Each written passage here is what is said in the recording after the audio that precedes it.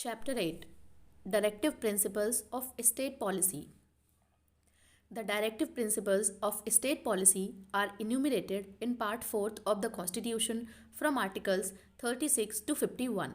The framers of the Constitution borrowed this idea from the Irish Constitution of 1937, which had copied it from the Spanish Constitution. Dr. B.R. Ambedkar described these principles as novel features of the Indian Constitution. The directive principles, along with the fundamental rights, contain the philosophy of the Constitution and is the soul of the Constitution. Granville Austin has described the directive principles and the fundamental rights as the conscience of the Constitution. Features of the directive principles. Number 1. The phrase directive principles of state policy denotes the ideals that the state should keep in mind while formulating policies and enacting laws. These are the constitutional instructions or recommendations to the state in legislative, executive, and administrative matters. According to Article 36, the term state in Part 4th has the same meaning as in Part 3rd, dealing with fundamental rights. Therefore, it includes the legislative and executive organs of the central and state governments, all local authorities, and all other public authorities in the country. Number 2. The directive principles resemble the instrument of instructions enumerated in the Government of India Act of 1935. In the words of Dr. B.R. Ambedkar, the directive principles are like the instrument of instructions which are issued to the Governor General and to the governors of the colonies of India by the British government under the Government of India Act of 1935. What is called directive principles is merely another name for the instrument of instructions. The only difference is that they are instructions to the legislature and the executive. Number 3. The directive principles constitute a very comprehensive economic, social, and political program for a modern democratic state. They aim at realizing the high ideals of justice, liberty, equality, and fraternity as outlined in the preamble to the Constitution. They embody the concept of a welfare state and not that of a police state, which existed during the colonial era. In brief, they seek to establish economic and social democracy in the country. Number 4. The directive principles are non-justiciable in nature, that is, they are not legally enforceable by the courts for their violation. Therefore, the government, central, state, and local, cannot be compelled to implement them. Nevertheless, the Constitution, Article 37, itself says that these principles are fundamental in the governance of the country, and it shall be the duty of the state to apply these principles in making laws. Number 5. The directive principles, though non-justiciable in nature, help the courts in examining and determining the constitutional validity of a law. The Supreme Court has ruled many a times that in determining the constitutionality of any law, if a court finds that the law in question seeks to give effect to a directive principle, it may consider such law to be reasonable in relation to Article 14, equality before law, or Article 19, six freedoms, and thus save such law from unconstitutionality. Classification of the directive principles. The Constitution does not contain any classification of directive principles. However, on the basis of their content and direction, they can be classified into three broad categories, that is, socialistic, Gandhian, and liberal intellectual. Number 1. Socialistic principles. These principles reflect the ideology of socialism. They lay down the framework of a democratic socialistic state, aim at providing social and economic justice, and set the path towards welfare state. They direct the state, number 1, to promote the welfare of the people by securing a social order permeated by justice, social, economic, and political, and to minimize inequalities of income, status, facilities, and opportunities under Article 38.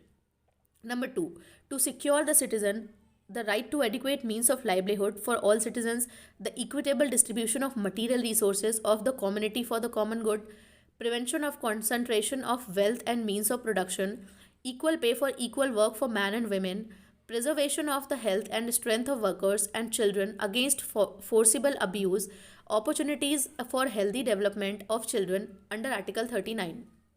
Number 3, to promote equal justice and to provide free legal aid to the poor under Article 39A.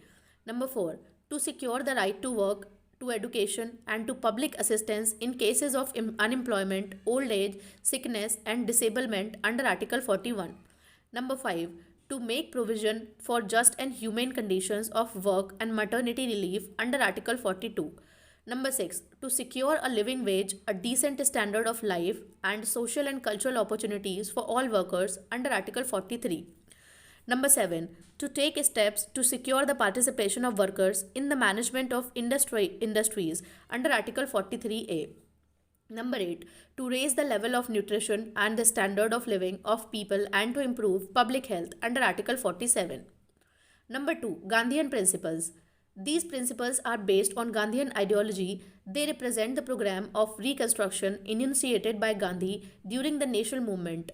In order to fulfill the dreams of Gandhi, some of his ideas were included as directive principles. They require the state, number 1, to organize village panchayats and to endow them with the necessary powers and authority to enable them to function as units of self-government under Article 40. Number 2, to promote cottage industries or an individual or cooperation basis in rural areas under Article 43. Number 3. To promote voluntary formation, autonomous functioning, democratic control, and professional management of cooperative societies under Article 43B. Number 4. To promote the educational and economic interest of SC, ST, and other weaker section of the society and to protect them from social injustice and exploitation under Article 46. Number 5. To prohibit the consumption of intoxicating drinks and drugs which are injurious to health under Article 47. Number 6. To prohibit the slaughter of cows, calves, and other milch and draught cattle and to improve their breeds under Article 48. Number 3. Liberal intellectual principles. The principles includes in this category represent the ideology of liberalism. They direct the state, number 1, to secure for all citizens a uniform civil code throughout the country under Article 44. Number 2, to provide early childhood care and education for all children until they complete the age of 6 years under Article 45. Number 3, to organize agriculture and animal husbandry on modern and scientific lines under Article 48. Number 4, to protect and improve the environment and to safeguard forest and wildlife under Article 48A. Number 5, to protect monuments, places, and objects of artistic or historic interest which are declared to be of national importance, Article 49. Number 6, to separate the jurisdiction from the executive in the public services of the state under Article 50. Number 7, to promote international peace and security and maintain just and honorable relations between nations to foster respect for international law and treaty obligations and to encourage settlement of international disputes by arbitration under Article 51. New directive principles. The 42nd Amendment Act of 1976 added 4 new directive principles to the original list. They require the state, number 1, to secure opportunities for healthy development of children under Article 39. Number 2, to promote equal justice and to provide free legal aid to the poor under Article 39A. Number 3, to take steps to secure the participation of workers in the management of industries under Article 43A. Number 4, to protect and improve the environment and to safeguard forest and wildlife under Article 48A. The 44th Amendment Act of 1978 added one more directive principles which require the state to minimize inequalities in income, status, facilities and opportunities under Article 38. The 86th Amendment Act of 2002 changed the subject matter of Article 45 and made elementary education a fundamental right under Article 21A. The amended directive requires the state to provide early childhood care and education for all children until they complete the age of 6 years. The 97th Amendment Act of 2011 added a new directive principles relating to cooperative societies. It requires the state to promote voluntary formation, autonomous functioning, democratic control, and professional management of cooperative societies under Article 43B. Sanction behind directive principles. Sir B. N. Rao, the constitutional advisor to the Constituent Assembly, recommended that the rights of an individual should be divided into two categories, justiciable and non-justiciable, which was accepted by the drafting committee. Consequently, the fundamental rights which are justiciable in nature are incorporated in Part 3rd and the directive principles which are non-justiciable in nature are incorporated in Part 4th of the Constitution. Though the directive principles are non-justiciable, the Constitution, Article 37, makes it clear that these principles are fundamental in the governance of the country and it shall be the duty of the state to apply these principles in making laws. Thus, they impose a moral obligation on the state authorities for their application, but the real force behind them is political, that is, public opinion. As observed by Aladi Krishnaswamy Iyer, no ministry responsible to the people can afford light-heartedly to ignore the provisions in Part 4 of the Constitution. Similarly, Dr. B.R. Ambedkar said in the Constituent Assembly that the government which rests on popular vote can hardly ignore the directive principles while shaping its policy. If any government ignores them, it will certainly have to answer for that before the electorate at the election time. The framers of the Constitution made the directive principles non-justiciable and legally non-enforceable because Number one, the country did not possess sufficient financial resources to implement them. Number two, the presence of vast diversity and backwardness in the country would stand in the way of their implementation. Number three, the newly won independent Indian state with its many preoccupations might be crushed under the burden unless it was free to decide the order, the time, the place, and the mode of fulfilling them. The constitution makers, therefore, taking a pragmatic view, refrained from giving teeth to these principles. They believed more in an augment public opinion rather than in court procedures as the ultimate sanction for the fulfillment of these principles. Criticism of the directive principles. The directive principles of state policy have been criticized by some members of the Constituent Assembly as well as other constitutional and political experts on the following grounds. Number one, no legal force.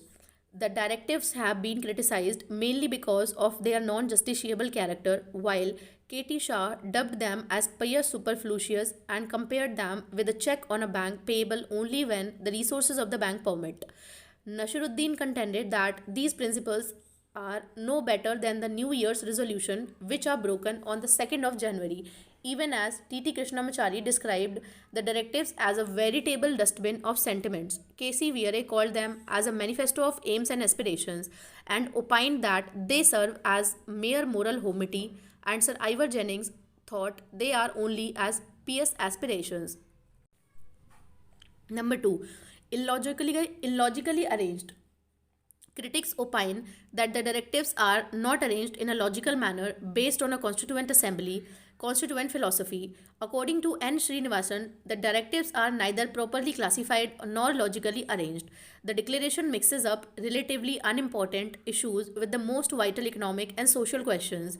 It combines rather incongruously the modern with the old and provisions suggested by the reason and science with provisions based purely on sentiments and prejudice. Sir Ivor Jennings too pointed out that these principles have no consistent philosophy. Number 3. Conservative. According to Sir Ivor Jennings, the directives are based on the political philosophy of the 19th century England. He remarked the ghost of Sidney Webb and Beatrice Wavestock through the pages of the text. Part 4th of the Constitution expresses Fabian socialism without the socialism. He opined that the directives are deemed to be suitable in India in the middle of the 20th century. The question whether they are suitable for the 21st century cannot be answered, but it is quite probable that they will be entirely outmoded. Number 4. Constitutional conflict. K. Santhanam has pointed out that the directives lead to a constitutional conflict between the center and the state, between the president and the prime minister, between the governor and the chief minister. According to him, the center can give directions to the state with regard to the implementation of these principles, and in case of non-compliance can dismiss the state government. Similarly, when the Prime Minister gets a bill which violates the directive principle passed by the Parliament, the President may reject the bill on the ground that these principles are fundamental to the governance of the country and hence the Ministry has no right to ignore them. The same constitutional conflict may occur between the Governor and the Chief Minister at the state level. Utility of directive principles. In spite of the above criticisms and shortcomings, the directive principles are not an unnecessary appendage to the Constitution. The Constitution itself declares that they are fundamental to the governance of the country. According to L.M. Singhvi, an eminent jurist and diplomat, the directives are the life-giving provisions of the Constitution. They constitute the stuff of the Constitution and its philosophy of social justice. M.C. Chagla former Chief Justice of India, is of the opinion that if all these principles are fully carried out, our country would indeed be a heaven on earth. India would then be not only democracy in the political sense but also a welfare state looking after the welfare of its citizens. Dr. B.R. Ambedkar had pointed out that the directives have great value because they lay down that the goal of the Indian polity is economic democracy as distinguished from political democracy. Greenwald Austin opined that the directive principles are aimed at furthering the goals of the social revolution or to foster this revolution by establishing the conditions necessary for its achievement. Sir B.N. Rao, the constitutional advisor to the Constituent Assembly, stated that the directive principles are intended as moral precepts of the authorities of the state. They have at least an educative value. According to M.C. Shetalbad, the former Attorney General of India, the directive principles, although confer no legal rights and create no legal remedies, are significant and useful in the following ways. Number one, they are like an instrument of instructions or general recommendations addressed to all authorities in the Indian Union. They remind them of the basic principles of the new social and economic order which the Constitution aims at building. Number two, they have served as useful beacon lights to the courts. They have helped the courts in exercising their power of judicial review, that is, the power to determine the constitutional validity of a law. Number three, they form the dominating background to all state action, legislative or executive, and also a guide to the courts in some respect. Number four, they amplify the preamble which solemnly resolves to secure to all the citizens of India justice, liberty, equality, and fraternity. The directives also play the following roles.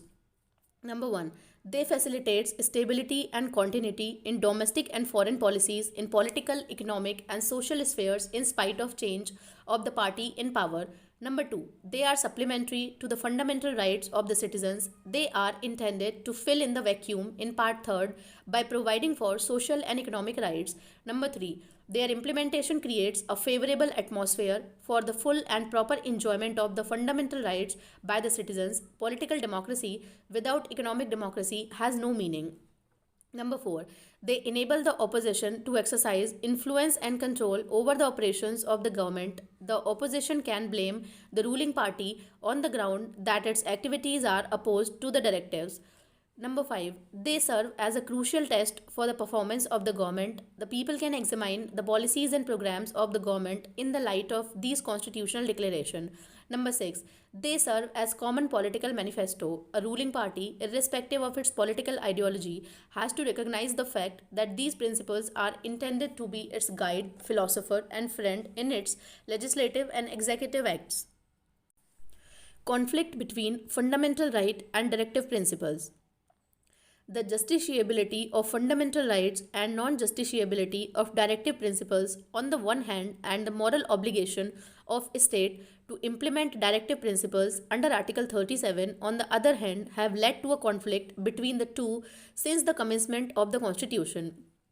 In the Champakan Durai Rajan case 1951, the Supreme Court ruled that in case of any conflict between the fundamental rights and the directive principles, the former would prevail it.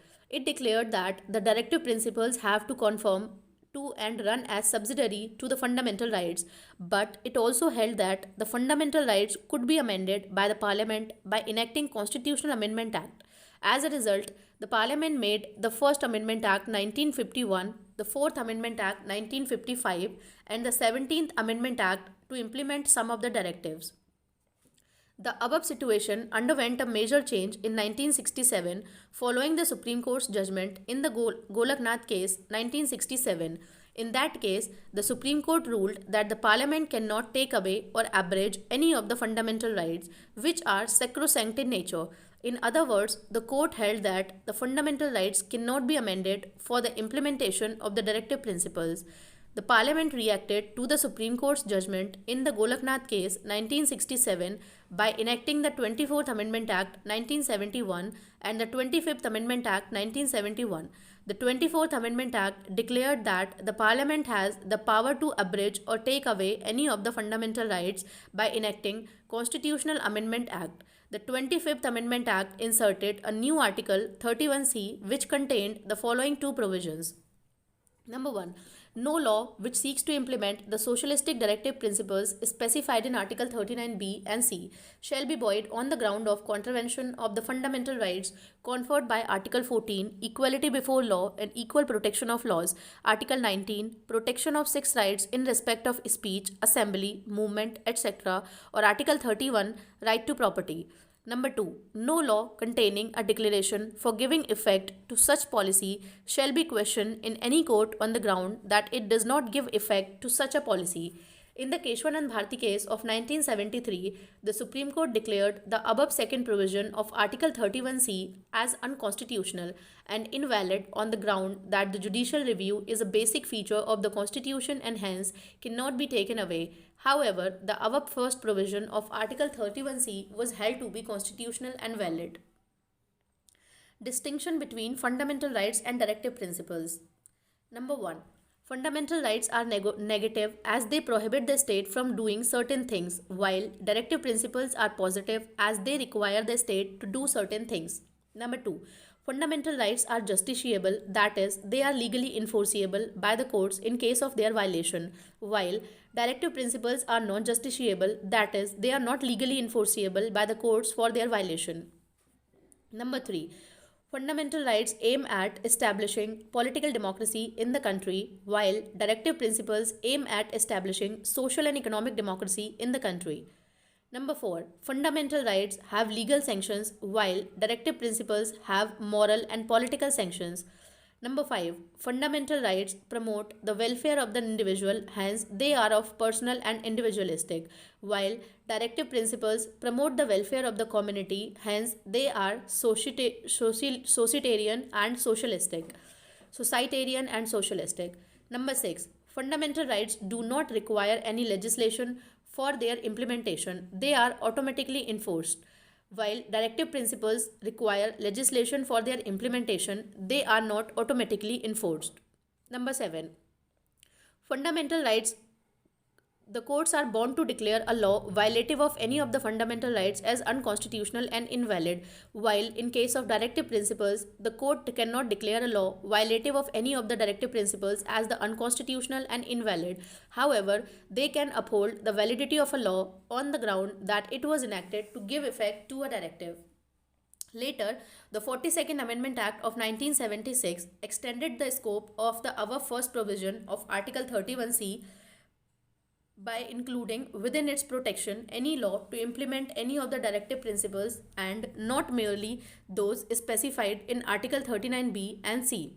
In other words, the 42nd Amendment Act accorded the position of legal primacy and supremacy to the directive principles over the fundamental rights conferred by Article 14, 19, and 31.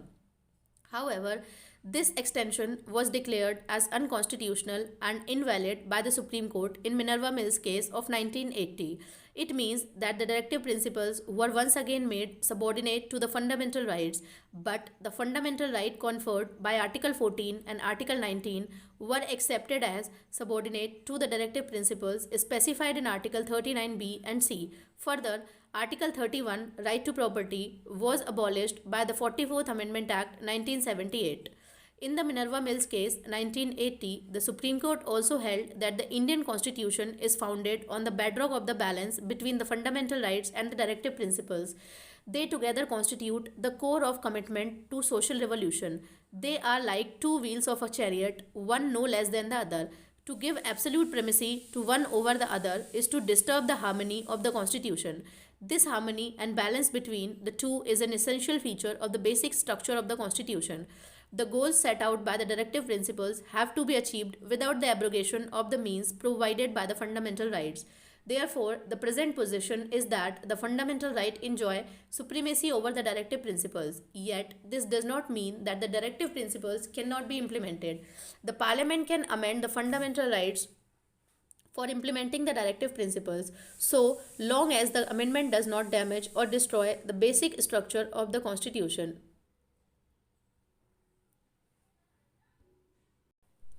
Implementation of directive principles.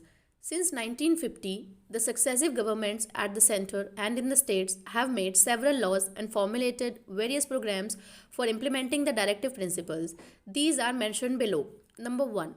The Planning Commission was established in 1950 to take up the development of the country in a planned manner. The successive 5-year plans aimed at securing socio-economic justice and reducing inequalities of income, status, and opportunities. In 2015, the Planning Commission was replaced by a new body called Niti Aayog, National Institution for Transforming India. Number 2. Almost all the states have passed land reforms laws to bring changes in the agrarian society and to improve the conditions of the rural masses. These measures include abolition of intermediaries like jamidars, jagirdars, inamdars, etc., tenancy reforms like security of tenure, fair rents, etc., imposition of ceilings on land holdings, distribution of surplus land among the landless laborers, and cooperative farming. Number 3. The Minimum Wages Act of 1948, the Payment of Wages Act 1936, the Payment of Bonus Act 1965, the Contract Labour Regulation and Abolition Act of 1970, the Child Labour Prohibition and Regulation Act 1986, the Bonded Labour System Abolition Act 1976, the Trade Unions Act 1926, the Factories Act 1948, the Mines Act 1952, the Industrial Disputes Act 1947, the Workmen's Compensation Act 1923, and so on have been enacted to protect the interest of the labour section. In 2006, the government banned the child labour. In 2016, the Child Labour Prohibition and Regulation Act 1986 was renamed as the Child and Adolescent Labour Prohibition and Regulation Act 1986. Number 4. The Maternity Benefit Act 1961 and the Equal Remuneration Act 1976 have been made to protect the interest of women workers. Number 5. Various measures have been taken to utilize the financial resources for promoting the common good. These include nationalization of life insurances 1956, the nationalization of 14 leading commercial banks 1969, the nationalization of general insurance 1971, abolition of privy purses 1971, and so on. Number 6. The Legal Service Authority Act 1987 has established a nationwide network to provide free and competent legal aid to the poor and to organize Lok Adalat for promoting equal justice. Lok Adalat is a statutory forum for conciliatory settlement of legal disputes. It has been given the status of a civil court. It awards the enforceable binding on the parties and final as no appeal lies before any court against them. Number 7. Khadi and Village Industries Board, Khadi and Village Industries Commission, Small Scale Industries Board, National Small Industries Corporation, Handloom Board, Handicraft Board, Coir Board, Silk Board, and so on have been set up for the development of cottage industries in rural areas. Number 8. The Community Development Program of 1952, Hill Area Development Program 1960, Drought Prone Area Program 1973, Minimum Needs Program 1974, Integrated Rural Development Program 1978, Jawahar रोजगार योजना 1989, समाज स्वयं जयंती ग्राम स्वरोजगार स्वर्ण जयंती ग्राम स्वरोजगार योजना 1999, संपूर्ण ग्रामीण रोजगार योजना 2001, National Rural Employment Guarantee Program 2006, and so on have been launched for raising the standards of living of people. Number 9. The Wildlife Protection Act of 1972 and the Forest Conservation Act of 1980 have been enacted to safeguard the wildlife and the forest respectively. Further, the Water and Air Act have provided for the establishment of the central and state pollution control boards, which are engaged in the protection and improvement of environment. The National Forest Policy of 1988 aims at the protection, conservation, and development of forest. Number 10. Agriculture has been modernized by providing improved agricultural inputs, seeds, fertilizers, and irrigation facilities. Various steps have also been taken to organize animal husbandry on modern and scientific lines. Number 11. Three-tier Panchayati Raj system at village, taluka, and Jilla levels has been introduced to translate into reality Gandhiji's dream of every village being a republic. The 73rd Amendment Act 1992 has been enacted to provide constitutional status and protection to these Panchayati Raj institutions. Number 12. Seats are reserved for SCs, STs, and other weaker sections in educational institutions, government services, and representative bodies.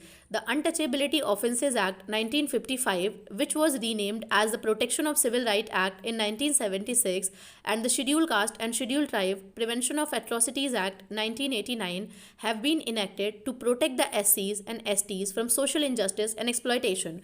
The 65th Constitutional Amendment Act of 1990 established the National Commission for Scheduled Castes and Scheduled Tribes to protect the interest of SCs and STs. Later, the 89th Constitutional Amendment Act of 2003 bifurcated this combined commission into two separate bodies, namely National Commission for Scheduled Caste and National Commission for Scheduled Tribes. Number 12A. Various national level commissions have been established to promote and protect the social, educational, and economic interest of the weaker section of society. These include the National Commission for Backward Classes 1993, the National Commission for Minorities 1993, and the National Commission for Women 1992, and the National Commission for Protection of Child Rights 2007. Further, the 102nd Amendment Act of 2018 conferred a constitutional status on the National Commission for Backward Classes and also enlarged its functions. Number 12B.